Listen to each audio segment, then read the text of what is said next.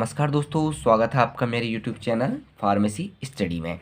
आज की वीडियो में हम दोस्तों बात करेंगे पोसोलॉजी के बारे में। ठीक है, पोसोलॉजी जो है जनरली दोस्तों दो ग्रीक वर्ड से मिलकर बना है। ठीक है, एक होता है दोस्तों आपका पोसस, जिसका मतलब होता है आपका हाउ मच यानी कितना। ठीक है, और लोगस जिसका मतलब होता है दोस्तों आपका साइंस। ठीक है, यानी हम कोई भी जो ड्रग ले रहे हैं, ठीक है, कोई भी जो हम ड्रग या मेडिसिन ले रहे हैं वो हमें कितनी क्वांटिटी में लेनी है ताकि हमें एक डिजायर फार्माकोलॉजिकल एक्शन जो है दोस्तों वो मिल सके। ठीक है, यानी कोई भी जो ड्रग है या कोई भी जो मेडिसिन हम ले रहे हैं, ठीक है, वो हमें कितनी क्वांटिटी में लेनी है ताकि हमें डिजायर फार्माकोलॉजिकल एक्शन जो है दोस्तों वो मिल सके। ठीक है, ड्रग की हमें जो क्वांटिटी है वो कितनी लेनी है। ठीक है, तो पोस्टोलॉजी जो है दोस्तों दो ग्रीक वर्ड से मिलकर बनाया है। ठीक है, पोसस जिसका मतलब होता है दोस्तों आपका हाउ मच, और एक है दोस्तों आपका लोगस जिसका मतलब होता है साइंस। यानी पोसोलॉजी जो है जो होती है दोस्तों वो होती है is the branch of medical science which deals with dose और quantity of drug which can be administered to a patient to get the desire pharmacological action. यानी किसी पेशेंट को जो है दोस्तों वो कितनी क्वांटिटी में वो डोज लेनी है, ठीक है, या कितनी अमाउंट में डोज लेनी है ताकि उसे डिजायर फार्माकोलॉजिकल एक्शन जो है दोस्तों वो मिल सके। ठीक है, तो पोसोलॉजी के अंतर्गत आता है दोस्तों कि फैक्टर अफेक्टिंग द पोसोलॉजी, यानी वो कौन कौन सी फैक्टर हैं दोस्तों जो इफेक्ट करते हैं आपके पोसोलॉजी को। यानी जो ड्रग की डोज है हमको कितनी क्वांटिटी में लेनी है, ठीक है, वो किस किन बातों पर निर्भर करती है। ठीक है, वो निर्भर करती है दोस्तों एज पे, यानी उम्र क्या है पेशेंट की। ठीक है, यानी वो छोटा बच्चा है, ठीक है, या ओल्ड पेशेंट है, ठीक है, या अडल्ट है, ठीक है, उस चीज़ पर डिपेंड करेगी। ठीक है, दूसरा आएगा दोस्तों आपका जेंडर। ठीक है, यानी उसका जेंडर क्या है, वो मेल है या दोस्तों आपका फीमेल है। तीसरा आएगा दोस्तों आपका बॉडी वेट, एज आएगा, जेंडर आएगा, तीसरा आएगा बॉडी वेट। बॉडी वेट यानी उसका वजन कितना है, ठीक है, उस पर भी डोज डिपेंड करती है। वजन में ये नहीं देखा जाएगा कि उसकी एज कितनी है, अगर वो ज़्यादा हेल्थी है तो अकॉर्डिंग टू बॉडी वेट के हिसाब से उसे क्या होगी डोज दी जाएगी। ठीक है, अगला तो आता है दोस्तों आपका रूट ऑफ ड्रग एडमिनिस्ट्रेशन। ठीक है, यानी जो भी हम ड्रग या मेडिसिन ले रहे हैं, ठीक है, उसका रूट क्या है, यानी कि हम उसे इंटरनल क्या कहते हैं ओरली दे रहे हैं या फिर आपका उसे इंट्राविनस रूट द्वारा क्या होता है या पेरेंटल रूट द्वारा उसे दिया जा रहा है। ठीक है, अगला है दोस्तों आपका टाइम ऑफ एडमिनिस्ट्रेशन, यानी किस टाइम हम दवाई को ले रहे हैं। अगला है इन्वायरमेंटल फैक्टर, ठीक है, वातावरण का भी फर्क पड़ेगा, दिन में ले रहे हैं या रात में ले रहे हैं। ठीक है, इमोशनल फैक्टर भी पड़ेगा दोस्तों। और अगला आएगा प्रेजेंस ऑफ डिजीज, अगला आएगा एक्यूमुलेशन, उसके बाद आएगा आपका दोस्तों एडिटिव इफेक्ट। ठीक है, अगला आएगा आपका सैनर्जिज्म, ठीक है, अगला आएगा आपका एंटागोनिज्म, और अगला आएगा आपका दोस्तों आइडियोसिंक्रेसी, और अगला है आपका टोलरेंस, और अगला है आपका मेटाबॉलिक डिस्टर्बेंस। ठीक है, तो इतनी चीज़ों पे जो है दोस्तों कोई भी जो ड्रग है, ठीक है, वो हमें कितनी क्वांटिटी में लेना है वो इन बातों पर निर्भर करेगा। ठीक है, कि उसकी एज क्या है। ठीक है, क्योंकि दोस्तों एज के साथ क्या होता है दोस्तों जो दवाइयाँ होती हैं उनकी जो फार्माकोकाइनेटिक्स होती है यानी जो मूवमेंट होती है वो क्या होती है चेंज हो जाती है। ठीक है, क्योंकि अगर चिल्ड्रन होगा या कोई ओल्ड पीपल होगा, ठीक है, तो उसे हम क्या करेंगे दोस्तों आपका कम अमाउंट लगेगी नॉर्मल अडल्ट डोज से। कोई भी जो अडल्ट है, ठीक है, उसकी डोज से उसे कम अमाउंट की दवा जो है दवाई हमें क्या करनी पड़ेगी, देनी पड़ेगी। ठीक है, उसी तरह दोस्तों क्योंकि जो छोटे बच्चे होते हैं, ठीक है, वो आसानी से टोलरेट कर देते हैं आपका, ठीक है, लार्ज अमाउंट, जैसे बेलाडोना हो गया या डिजिटेलिस हो गया, ठीक है, या फिर आपका इथेनॉल हो गया। ठीक है, छोटे बच्चे जो होते हैं इनको आसानी से क्या कर लेंगे आपका टॉलरेट कर लेंगे। या उसी तरह दोस्तों जो एल्डर पेशेंट होते हैं या जो ओल्ड पेशेंट होते हैं वो ज़्यादा सेंसिटिव होते हैं कुछ ड्रग के प्रति, जैसे हिप्नोटिक है, ठीक है, या जो ट्रैंकुलाइजर है। ठीक है, यानी हिप्नोटिक मतलब जैसे नींद आने वाली कुछ दवाइयाँ हैं या जो ट्रैंकुलाइजर हैं, ठीक है, अगर हम उन्हें एल्डर पेशेंट को देंगे तो वो क्या हो जाएंगे दोस्तों आपका कन्फ्यूजन में आ सकते हैं। ठीक है, तो हमें ध्यान रखना है कि हमें डोज जो है वो किस एज के पेशेंट को हम दे रहे हैं। ठीक है, उसी तरह अगला है दोस्तों आपका वो है जेंडर। जेंडर का फर्क ये पड़ता है दोस्तों क्योंकि जो वुमेन होती हैं, ठीक है, वो ऑलवेज जो है सेम रिस्पॉन्स नहीं देती हैं, ठीक है, किसी दवाई के प्रति जैसे मैन में आता है। यानी कोई दवाई ऐसी है, ठीक है, वो मैन में तो सही इफेक्ट दे रही है लेकिन वुमेन में जो है वैसा इफेक्ट नहीं दे पाती है। ठीक है, तो उसका भी हमें क्या करना है दोस्तों आपका ध्यान रखना है। ठीक है, जैसे मॉर्फिन है या फिर आपका बारबिचुरेट है, ठीक है, वो क्या करते हैं ज़्यादा एक्साइटमेंट प्रोड्यूस कर देती हैं फीमेल में बिफोर सेडिमिनेशन, यानी सेडिमिनेशन से पहले वो ज़्यादा क्या कर लेंगे एक्साइटमेंट उत्पन्न कर देंगे, तो हमें ध्यान रखना है। ठीक है, जबकि वो ऐसा एक्साइटमेंट मेन में उतनी एक्साइटमेंट नहीं आएगी जितना वो फीमेल में हो जाएगी। ठीक है, तो जेंडर का ध्यान रखना है, तो उनको डोज कम देंगे हम। ठीक है, मॉर्फिन और बारबिचुरेट की डोज क्या कर देंगे उनमें कम कर देंगे।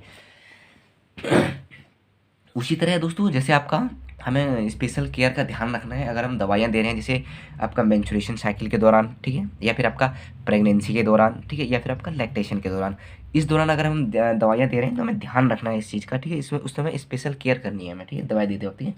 क्योंकि कुछ दवाइयाँ ऐसी होती हैं दोस्तों जो आसानी से क्या करती हैं, आपका जो प्लेसेंटा है उसे पार कर देंगी, ठीक है, और जो फोइटस है, पेट में जो बच्चा है, ठीक है, उसमें क्या होता है, इफेक्ट आ सकता है, ठीक है। वो दवाई कौन कौन सी हैं, जैसे आपका एल्कोहल हो गया, ठीक है, या फिर आपका बारबोचरेट हो गया, या फिर आपका नारकोटिक, या फिर आपका नॉन नारकोटिक क्या हो गया, एनाल्जेसिक हो गया, ठीक है। तो इनको देते वक्त क्या करना है, ध्यान रखना है, ठीक है। तो जेंडर का भी फर्क पड़ेगा कि हम किस जेंडर को दवाइयाँ दे रहे हैं, मेल को दे रहे हैं या फिर आपका फीमेल को दे रहे हैं। अगला दोस्तों आपका बॉडी वेट का भी फर्क पड़ेगा, क्योंकि बॉडी वेट के हिसाब से ही दवाई दी जाएगी, ठीक है। अगर कोई जैसे किसका वजन ज़्यादा है, उसकी उम्र कम है, ठीक है, तो दवाई जो है वो काम करेगी अकॉर्डिंग टू बॉडी वेट, तो उसकी बॉडी के हिसाब से उसकी डोज क्या होगी दोस्तों, वो बढ़ा दी जाएगी, ठीक है। अगला दोस्तों आपका रूट ऑफ एडमिनिस्ट्रेशन, यानी हम कौन से रूट से दवाई को दे रहे हैं, ठीक है। जैसे कि दोस्तों अगर हम पेरेंटल रूट दे रहे हैं, ठीक है, या इंट्रावेनस रूट का हम यूज़ कर रहे हैं, ठीक है, तो जो दवाई की जो अमाउंट होगा वो क्या होगा, वो कम होगा, ठीक है, स्मॉल क्वांटिटी में हम देंगे अकॉर्डिंग टू ओरल, ठीक है। अगर मुंह से दे रहे हैं तो ज़्यादा क्वांटिटी में देनी पड़ेगी, और इंट्रावेनस दे रहे हैं तो कम क्वांटिटी में क्या होता है, देना पड़ता है, क्योंकि दवाई जो होती है वो डायरेक्टली क्या होती है, ब्लड स्ट्रीम में क्या होती है, आपकी आ जाती है, ठीक है। उसी तरह दोस्तों टाइम ऑफ एडमिनिस्ट्रेशन, ठीक है, यानी टाइम ऑफ एडमिनिस्ट्रेशन मतलब हम कब दे रहे हैं, ठीक है, यानी खाना खाने से पहले दे रहे हैं या खाना खाने के बाद दे रहे हैं, ठीक है।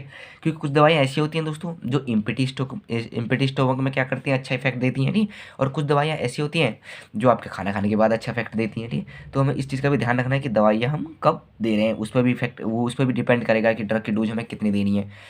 अगला दोस्तों आपका इन्वायरमेंटल फैक्टर, ठीक है, यानी इन्वायरमेंटल फैक्टर का मतलब ये है कि हम दवाई कब दे रहे हैं, ठीक है, यानी सुबह दे रहे हैं, दोपहर में दे रहे हैं, या फिर आपका शाम को दे रहे हैं, ठीक है। जैसे आपका हिप्नोटिक ड्रग है दोस्तों, या फिर बारबिचरेट ड्रग है, ठीक है, जो क्या करते हैं आपकी जैसे सीढ़ी जो नींद के लिए दी जाती है, नहीं, अगर हम दोपहर में उनको लेंगे तो हमें अधिक क्वांटिटी में लेनी पड़ेगी, डोज ज़्यादा लेनी पड़ेगी, और अगर हम उसको रात में लेंगे तो हमें डोज क्या करनी पड़ेगी दोस्तों, वो कम लेनी पड़ेगी, ठीक है। तो इन्वायरमेंटल जो फैक्टर होगा उसका भी फर्क पड़ेगा। अगला दोस्तों आपका इमोशनल फैक्टर, इमोशनल फैक्टर मतलब जैसे कुछ लोग ऐसे होते हैं जो ज़्यादा इमोशनल होते हैं, ठीक है, तो उन पे जो दवाइयाँ जो होंगी वो कम कम कम जो डोज होगी वो काम करेगी, ठीक है, उसका अधिक डोज नहीं देनी है, ठीक है। अगला प्रेजेंस ऑफ डिजीज, ठीक है, जैसे किसी पेशेंट को पहले से कोई बीमारी है, ठीक है, तो उसकी डोज का हमें ध्यान रखना पड़ेगा, ठीक है, कि उसकी डोज किस हिसाब से उसे देनी है, ठीक है। उसके बाद है एक्यूमुलेशन इफेक्ट। एक्यूमुलेशन क्या होता है दोस्तों, अगर कोई दवाई जो है हम कंटिन्यू लंबे समय से ले रहे हैं, ठीक है, तो धीरे धीरे क्या होती है, बॉडी में जमा होना चालू हो जाती है, ठीक है। जैसे वो धीरे धीरे बॉडी में जमा हो जाएगी तो वो टॉक्सिक इफेक्ट देना क्या करेगी, चालू करेगी, ठीक है। तो हमें ध्यान रखना है कि एक्यूमुलेशन इफेक्ट जो है दवाई का, कहीं एक्यूमुलेशन इफेक्ट तो नहीं आ रहा है, ठीक है, तो उस हिसाब से दवाई की डोज को चेंज करेंगे। उसकी तरह दोस्तों आपका जैसे एडिटिव इफेक्ट है, एडिटिव इफेक्ट का मतलब होता है दोस्तों कि जब जो टोटल फार्माकोलॉजिकल एक्शन होता है दो या दो से अधिक दवाइयों का, ठीक है, अगर उन्हें एक साथ हम ले रहे हैं, ठीक है, और उनका फार्माकोलॉजिकल एक्शन जो होता है उसके इंडिविजुअल इफेक्ट के क्या होता है, वो बराबर होता है, ठीक है। जैसे कि आपका है, या फिर आपका एमिनोफालिन है, ठीक है, ये दी जाती है in the treatment of bronchial asthma में, ठीक है। उसी तरह दोस्तों साइनर्जिस्ट मतलब कि अगर हम दो दवाई ले रहे हैं, ठीक है, और वो एक दूसरे जो उनका जो इफेक्ट है या उनका जो एक्शन है, ठीक है, उसे क्या करते हैं, आपका बढ़ा देते हैं। तो उसमें भी हमें ध्यान देना है कि दवाई की डोज हम क्या रखेंगे, हमने एक जैसी दवाई दे दी वो एक दूसरे के इफेक्ट को बढ़ाने लग गए हैं। उसी तरह आपका दोस्तों एंटागोनिज्म इफेक्ट, यानी जो एक दूसरे की इफेक्ट को कम कर रही हैं, उस प्रकार की दवाइयों को देते वक्त हमें क्या करना है, ध्यान रखना है, ठीक है। जैसे कि आपका, और इस प्रकार की जो दवाइयाँ होती हैं जो उन्होंने दोस्तों जैसे जैसे कोई पॉइजन इफेक्ट हो जाता है बॉडी में, उस समय दी जाती है, ठीक है। जैसे कि आपका जो मिल्क ऑफ मैग्नीशिया है दोस्तों, ठीक है, वो दिया जाता है आपका एसिड पॉइजनिंग में, ठीक है, क्योंकि जो एल्कलाइन इफेक्ट होता है आपका मिल्क ऑफ मैग्नीशिया का, ठीक है, वो न्यूट्रलाइज कर देता है इफेक्ट ऑफ एसिड पॉइजनिंग की, ठीक है। तो एंटागोनिस्ट इफेक्ट का मतलब है जो एक दूसरे के इफेक्ट को क्या कर देंगे, एंटागोनाइज कर देंगे, कम कर देंगे, ठीक है। तो इसका भी इफेक्ट में क्या पड़ेगा दोस्तों, इफेक्ट पड़ेगा। उसी तरह आता है दोस्तों आइडियोसिंक्रेसी, ठीक है। आइडियोसिनक्रेसी जो होता है दोस्तों, इसे हम अब ड्रग एलर्जी भी कह सकते हैं, ठीक है, क्योंकि ये किसी स्पेशल पेशेंट में ही होगा, ऐसा नहीं कि हर पेशेंट को हर दवाई से एलर्जी हो जाएगी, ठीक है, किसी किसी दवाई की किसी किसी पेशेंट में एलर्जी होगी, ठीक है। इसको हम ड्रग एलर्जी भी क्या कहते हैं दोस्तों, आपका कह सकते हैं, ठीक है। तो ड्रग एलर्जी मतलब क्या होता है कि ये किसी स्पेसिफिक पेशेंट में ही होगा, ठीक है, या हम ये कह सकते हैं कि यह क्या हो सकता है, अन एक्स्ट्रा ऑर्डिनरी जो क्या होता है आपका रिस्पॉन्स होता है किसी ड्रग का और किसी स्पेसिफिक पेशेंट पे, ठीक है। जैसे कि आपका अगर हम स्मॉल क्वांटिटी ऑफ एस्पिरिन लेते हैं दोस्तों, तो वो क्या करता है, किसी किसी पेशेंट में क्या कर देता है, गैस्ट्रिक हेमोरेसिस कर देता है, ठीक है, या गैस्ट्रिक हेमोरिया हो जाता है, ठीक है। और उसी तरह दोस्तों जो स्मॉल डोज ऑफ क्विनिन होती है वो किसी किसी पेशेंट में क्या कर देती है आपकी, वो कर देती है आपके रिंगिंग, ठीक है, कानों में उसकी घंटियाँ बजने लग जाएंगी, ठीक है। जैसे कि आपका एस्पिरिन हमने ले लिया है, ठीक है, तो एस्पिरिन क्या कर देती है दोस्तों, जो एस्पिरिन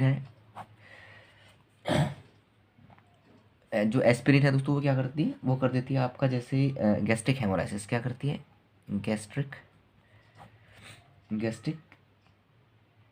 हेमोरिया हेमोरेज, ठीक है, वो गैस्ट्रिक हेमोरेज कर देती है, ठीक है। और उसी तरह आपका जैसे क्यूनिन है दोस्तों, ठीक है, वो क्या करती है, जो क्यूनिन है वो क्या करती है, रिंगिंग, ठीक है, रिंगिंग इन एयर, ठीक है, कानों में घंटियाँ बजाने लग जाएगी लोगों की, ठीक है। तो ये होती है आपकी आइडोसिनक्रेसी, यानी ड्रग एलर्जी, किसी पेशेंट को किसके प्रति एलर्जी तो नहीं है, ठीक है, उस पर भी डोज क्या करेगी दोस्तों, डिपेंड करेगी।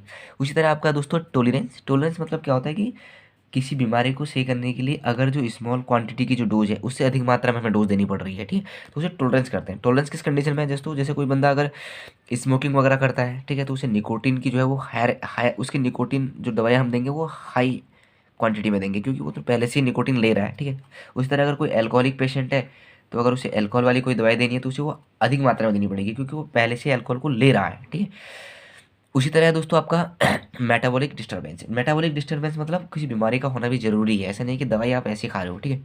अगर एनाल्जेसिक हम किसी को दे रहे हैं, ठीक है, तो उसके शरीर में जो है दोस्तों वो दर्द होना भी ज़रूरी है, ठीक है, या उसकी बॉडी का जो क्या है वो आपका टेम्परेचर जो है वो इंक्रीज होना चाहिए, ऐसा नहीं है कि उसको कुछ बीमारी नहीं है और हम उसे ऐसी दवाइयाँ खिला रहे हैं तो दवाई उसमें कोई काम नहीं करेगी अगर उसे कोई समस्या जो है पेशेंट को दोस्तों आपका नहीं है। तो ये था दोस्तों आपका पोसोलॉजी।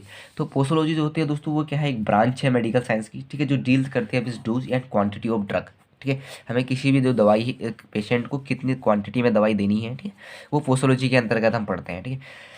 और ये दो शब्दों से मिलकर बना है दोस्तों, एक है आपका पोसस जिसका मतलब होता है हाउ मच, एक है लोगस जिसको बोलते हैं साइंस, यानी हमें कितनी मात्रा में कोई भी जो ड्रग लेनी है, ठीक है, उसकी जो सारी जानकारी हो इसके अंदर होगी।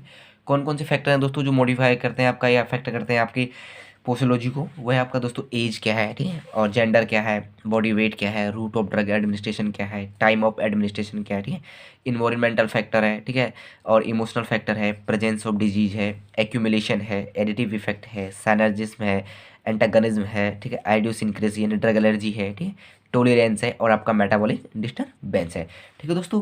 तब तक के लिए दोस्तों धन्यवाद। कल की वीडियो में हम बात करेंगे दोस्तों कि जो चाइल्ड डोज होती है, ठीक है, उसका कैलकुलेशन जो है दोस्तों वो कैसे किया जाता है, ठीक है दोस्तों। इसी प्रकार की और बेहतर वीडियो को देखने के लिए दोस्तों आप मेरे जो यूट्यूब चैनल है फार्मेसी स्टडी, इसे लाइक और सब्सक्राइब करना ना भूलें। धन्यवाद दोस्तों।